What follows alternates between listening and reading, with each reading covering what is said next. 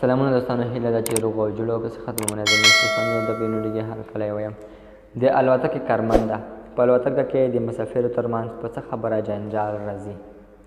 ځینې وختونه په الوتکه کې د سفر پر مهال د مسافرو ترمنځ جنجال راپیدا کېږي. د دې جنجالونو یو لوی لامل آرام ریسټ دی چې په دې اړه اوسمهال د الوتکې کارمند خنونکي خبره کړې. د ډیلی سټار د راپور له مخې ویل کېږي چې د کټ کیملاني په نوم یو کارمند پر ټیک ټاک ویډیو خپره کړې او ویلي دي په هم مسافر په منځنۍ چوکۍ کې ناستې غواړي چې دواړو آرام ریسټ استعمال کړي. د کړکۍ لوري ته او د منځنۍ لارې تر څنګ ناست مسافر باید یو آرام ریسټ استعمالوي. نو که چېرته د مسافرو ترمنځ په دې اړه تړون ونه کړي نو ډېر امکان شته چې جنجال ترمنځ پیښ شي. کټ کیملاني وایي چې په یوه ستونزه د کړکۍ بندولو هم وي. د کړکۍ د بندولو یا پرانیستلو واک ټول د هغه چا سره وي چې د کړکۍ تر څنګ ناست وي. او چوکۍ په ښکته کولو هم جنجالونه راولاړېږي.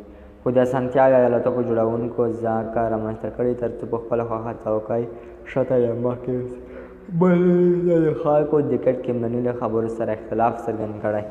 دوستانو دغه به زموږ ویډیو په دې هیله د خوښۍ وړ به مو ګرځېدلې.